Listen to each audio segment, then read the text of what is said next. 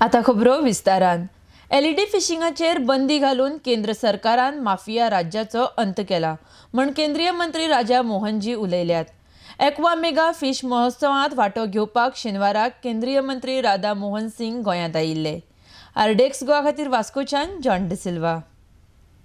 राज्य के माननीय फिशरी मंत्री और अधिकारियों के साथ हमने बैठक की।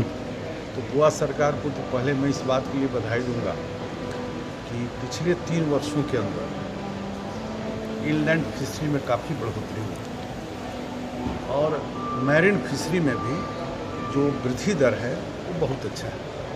और मुझको विश्वास है कि मछली के उत्पादन में गोवा राज्य अग्रगणी भूमिका में की ओर बढ़ रहा है। यहाँ पर एक समस्या जो एलईडी का था, जिसके कारण 12 समुद्री मील के बाद जो मछली के बच्चे होते थे जिनको बढ़ने का अवसर, इसीलिए फिशिंग बैन भी करते हैं 61 दिन का, तो उसके कारण काफ़ी नुकसान हो रहा है।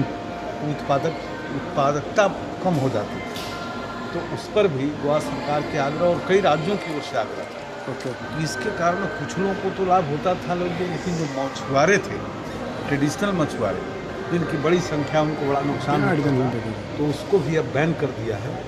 तो कुल मिलाकर गोवा के मछुआरों के वेलफेयर के लिए राज्य सरकार और भारत सरकार जो कुछ करना है वो सब काम कर रही है। और अब नीली क्रांति की एक छतरी के नीचे कैसे आमदनी बढ़ाई जाए मछली उत्पादकों की, इस पर भारत सरकार और राज्य सरकार दोनों विशेष जोर दे रहे हैं। आज मीटिंग पे क्या डिस्कशन हुआ सर? मीटिंग हमने समीक्षा की हाँ। कि इस राज्य में क्या हो रहा है। हाँ।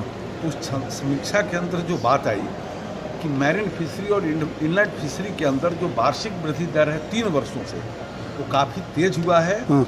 और ट्रेडिशनल मछुआरों की जो समस्या थी, जिसके लिए हमने एलईडी बंद किया है, उसका भी लाभ मछुआरों को मिलेगा। सदर के पहले मैरीन फिशरी और इनलैंड फिशरी में भी उत्पादन कम था, वो अब उत्पादन वृद्धि दर तेज हुआ है, ज़्यादा उत्पादन हो रहा है। तो जितना उत्पादन बढ़ेगा उतना